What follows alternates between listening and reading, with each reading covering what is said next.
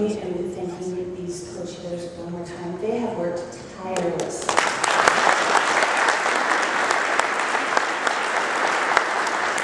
We are so appreciative. These events would not happen without these people. We're behind the scenes, Elizabeth, Sarah, and I. But these people are the ones that deliver. They deliver for you. And now I would like to introduce to you the individual who is going to introduce to you our keynote speaker. He is well-known, well-loved, Dusty Williams, the General Manager and the Chief Engineer of the Riverside County Flood Control and Water Conservation District.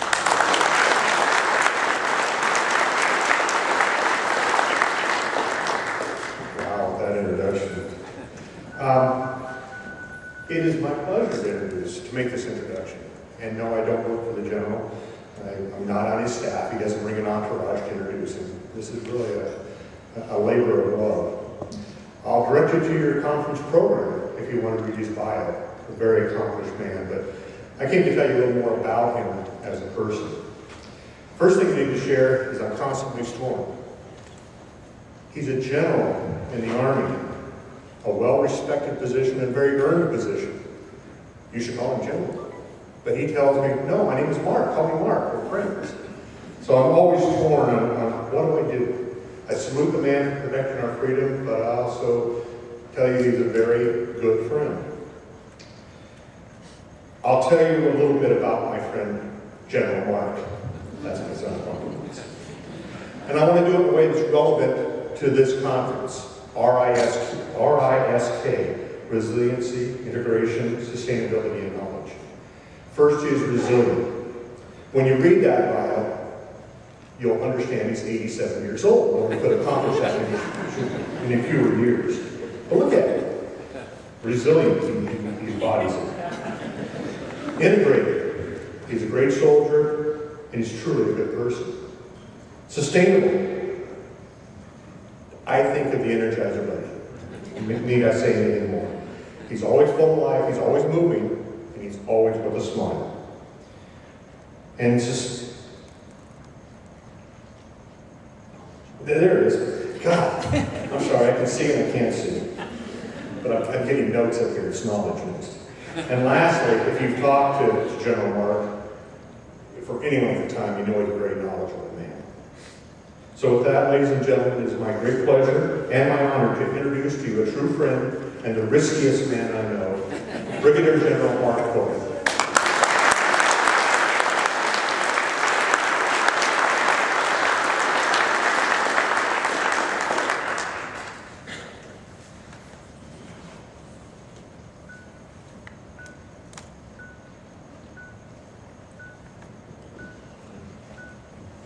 Wow, that was so fast. Can we take you back with it? Dave, let's take it back with us.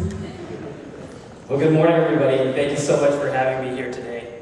I want to thank Dusty for that warm welcome. I want to thank Thomas Plummer, the FMA chair here, and it was nice to meet Michelle DeArmond from the Riverside County Board of Supervisors. And also want to thank and congratulate Mary Sykes, the Executive Director now. And had a reminder from Mary's husband earlier on this morning that we share a connection. And Mary's father actually was my instructor at Marina High School in Huntington Beach, California, and taught me Introductory to Physical Science. We're both from Marina High School, Mary and I. Can you remember the alma mater? Mary will sing it later. But, I just want to say, I want to thank your husband for reminding me about Dr. Jerry Scans, because he was a wonderful instructor. And it was a hard class. It was 9th grade. And it was one of those, it was before all the AP classes that came out. And I didn't want to take the AP class, let me tell you. The only reason I had to take the AP class is because I had a sister that did it. She was a lot smarter than me. And then my dad, of course, if you had siblings before in your life that have been the smart ones, if they do it, then you have to do it. I certainly wasn't the smart one in life, but I had to take that class reluctantly. And I don't know if I did too well, Mary. But he did inspire me, and he taught me so well. And then I ended up actually doing pretty well in college in chemistry, so I attribute that to your father. So tell your mom that he made a huge difference in my life, and I want to thank you for that personally. Talk a little bit about Dusty Williams, my friend Dusty Williams. I met actually 5 years ago when I was the district commander in Los Angeles. I came on board in the summer of 2010, and I met Dusty. If you remember, there was a NAPSMA conference, and I was just like about a month on the ground as a district commander. I really didn't know my left from my right. I've been in tactical units my whole life, and now I'm in this thing called the U.S. Army Corps of Engineers, and that conference was out in Coronado, and I remember running into Dusty, such a likable guy, and I was really didn't know everybody, and I was looking around, and he was just some guy that was able to talk to me, calm me down, and say, this really isn't too bad, this is how we roll in NAPSMA. And I was like, wow, this is pretty nice, I think I can get used to this. But Dusty's been a great friend of mine, and more than anything, it's just really taught me so much over the time that I've been with the Corps. A real coach, teacher, and mentor to me. And he's one of the few individuals that actually visited me when I was finishing up my time in the district, and I was sent to Washington, D.C. There were only 3 people that visited me, Dusty, and you were one of them. So I want to thank you for doing that, reminding me about the West Coast and how nice it would be to actually go back out there, so I'm glad it actually worked out. So when Dusty asked me to come out here and speak, in life, there are things that you have to do, there are things that you want to do, and then there are things that you get to do. And I consider coming out here for Dusty as one of those things that I get to do. And I want to thank you, Dusty, for everything that you've done and the impact that you made for me and my family, and how welcoming you've been over the years. So thank you very much. Okay. Although I was back on the East Coast for a while after I had finished my time in the district, I want to tell you it's good to be back on the West Coast. With my apologies to those of you that are from the East Coast and the Midwest now, this is where home is for me. And I remember when I finished my time again as a district commander, it was 2013, had 3 great years developing relationships and partnerships with many of you that are out here in the audience, and I saw some great friends, Tom Fair in the audience, I saw Tim Phillips as well. He was a good coach and teacher and mentor for me as well. But it's so great to be back on the West Coast. I did time as the chief of staff there, and lightning struck when I was there. I remember General Bostic, who was the chief of engineers, our 3-star, coming into my office one time late at night, and he closed the door. And that's never a real good idea when that happens. When a 3-star comes into your office, closes the door, sits you down, you wonder really quickly in your mind what you did during the day to screw up. And so I was sitting there waiting, and he said, hey Mark, you've been here about 8 months, but we're going to move you. And I thought, oh my gosh, what did I do? I thought, well, this is it. Dusty, all those discussions that we had about retirement, it's actually going to happen real quick. He's going to give you a call and say, I need a job. And he said, I'm going to send you back to the West Coast. You're going to take command of South Pacific Division. So that's the picture that we took of me taking the guide out from him, and it's really just been a dream come true. There are 9 divisions in the U.S. Army Corps of Engineers, and I am actually in the one division that I really call home. So coming back as the division commander was wonderful for me to reestablish a lot of the relationships, a lot of the great work that we did as district commander, and I get to see from a regional level and hopefully impact from a resourcing perspective a lot of the projects maybe that you're working on in a positive way. So it was great in that regard to come back to the West Coast. Now, any of those of you that know me well know that what really makes me tick as a person is who I am as a father and who I am as a husband. So I want to give you a little update if you don't mind. And so, got 2 kids, and the first picture that you see there, my son, when I spent my year in Washington, D.C., was in his senior year in high school. And then he got into a couple schools here, and you can see in that picture there that some of us there, as we were getting ready to make the decision, you notice I say we, because I thought it was a family decision. Didn't turn out that way. I was putting my plugs in to the very end. Some of us were feeling it. We're feeling some schools while others were not, and he chose to go to Cal. We're real proud of him. He's really loved it for his time there. But the funny thing how life is, he chose Cal to get away from home. And who would have thought that the division headquarters for where my son would go to college would be right across the bay there in San Francisco, where I could have eyes on him the whole time. And so I got to tell him, I said, guess what? Dad gets to be in San Francisco now. And he's like, really? And so I call him every now and then. You expect he's going into his sophomore year now. he decided he wanted to go live in an apartment. I mentioned to him, after that, spending that first year in the dorm, that apartments do not clean themselves by themselves, and that he would have to do that. And I called him every now and then. You would have thought over the year that I've been as a division commander that I would see him. I saw him maybe 3 times. And every time I kept calling him and saying, hey, would you like to have dinner together? Would you like me to come over? He was always really busy. Really busy. really busy. But when he started to say that, hey, I really have a lot of studying to do, I knew something was wrong, because that can't be right. And I really think my son Brandon has not made the connection that visiting Dad, if you visit Dad, it actually comes with a monetary benefit. Because I'm not actually going to give him any money unless he sees me. He's not wanting to see me, so I'm starting to wonder if my wife is actually giving him some money under the table. So, anyway, but he's doing great. He loves it, and as a parent, you're happy when you know that your kids are happy. You don't hear from them because they're having a great time, and he's having a great time at Cal. Now, my daughter, Kayla, now she's a rising senior this year. And she's doing well. We're trying to get her in school. Notice I'm saying we're trying to get her in school. Many of you that have kids know the pain of college applications, and we're going through that process right now. And so we're working hard because, at the end of the day, ladies and gentlemen, remember, it's all about making sure that your kids don't live with you later on in life. That's what we definitely want to do. I would have loved to have been here yesterday. And coming here with many of you when you arrived, but I couldn't do it yesterday because yesterday was my 24th wedding anniversary. So, thank you very much.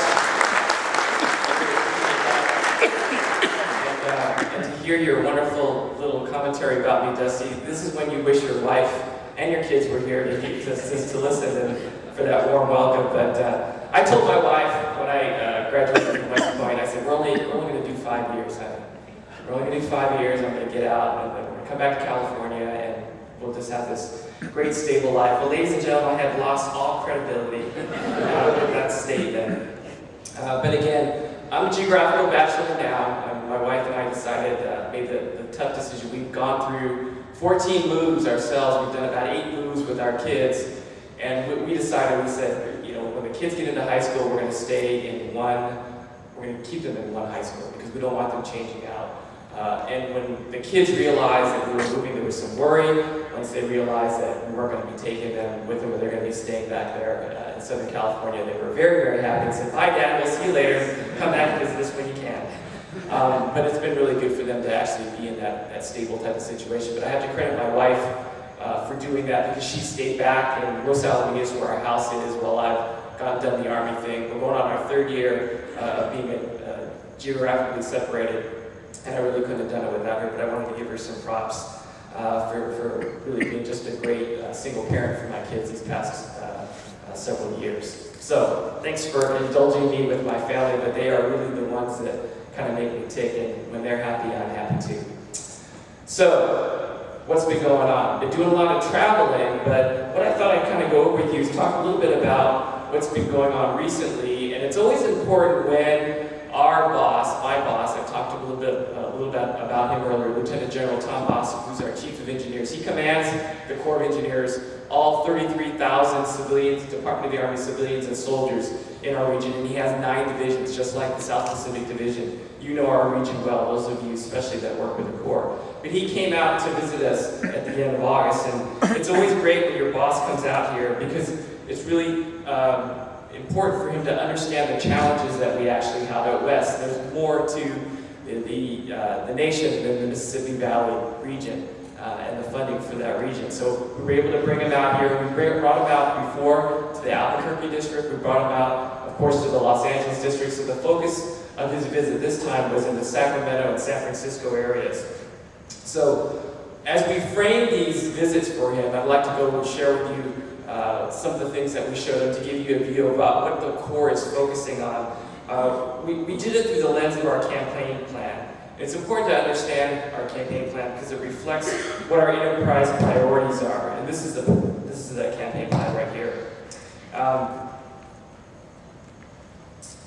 Because our mission as the nation's engineer is to deliver vital engineering solutions in collaboration with our partners to secure our nation, energize our economy, and reduce risk from disaster. So when General Bostic talks about the Army Corps of Engineers, again, he does it through these 4 lenses.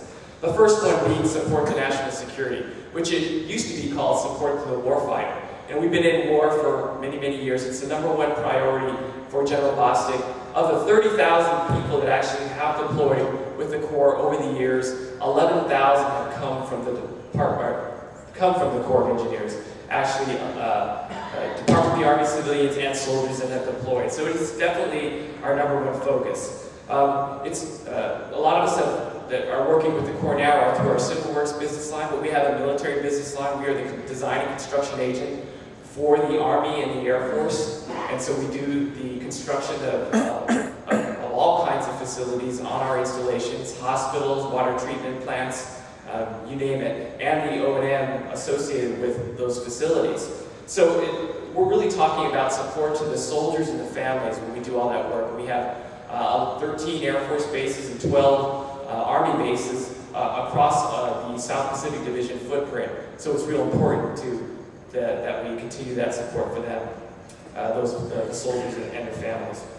Transforming Civil Works is another enterprise priority for the Army Corps of Engineers, and many of you see that. I was listening to some of you talk. Tim Phillips reminded me, said, "Yeah, you got to be careful about working with the Corps because it takes a long time." That's true, we have that, but we've tried to change the way that we do business by a lot of our studies that we do. Many of you know that we do a study before we actually get into construction because we want to determine if there's a federal interest. And our studies have been known to take a long time. We don't get fully funded for those studies. They're done incrementally, year to year, by appropriations. And when there was a time of earmarks, some projects would get some funding, others wouldn't, but we'd have projects that would last for many, many years. But we're trying to transform the Corps, and many of you have heard about our 3x3x3 initiative of smart planning, where studies won't take more than 3 years, we won't spend more than $3 million, and we have 3 levels of vertical alignment that we're going to be trying to do as we go through these studies. We've been reasonably successful in doing that. We have a couple of our legacy studies that have been going on for a while that we're hoping to finish up. But if you look at the Corps and what we've actually pushed through over the last several months, we're actually getting to a lot of Civil Works review boards and getting to a lot of chief's reports. That's when the chief signs the official closure of the study, and if we get it in a WRD or in a Water Resources Reform Development Act bill, we can actually authorize it for construction. So we're actually getting through it a lot faster. We have a ways to go, but we're really working on that timely piece, trying to do our studies faster, really, because that's what you really want to know. That's what you really need in the studies that we do for you, so that you can have predictability and plan for the future. So that's Transform Civil Works. I'm going to jump to Prepare for Tomorrow because that's really important. For the CG's Commanding General, he spends a lot of time preparing for tomorrow.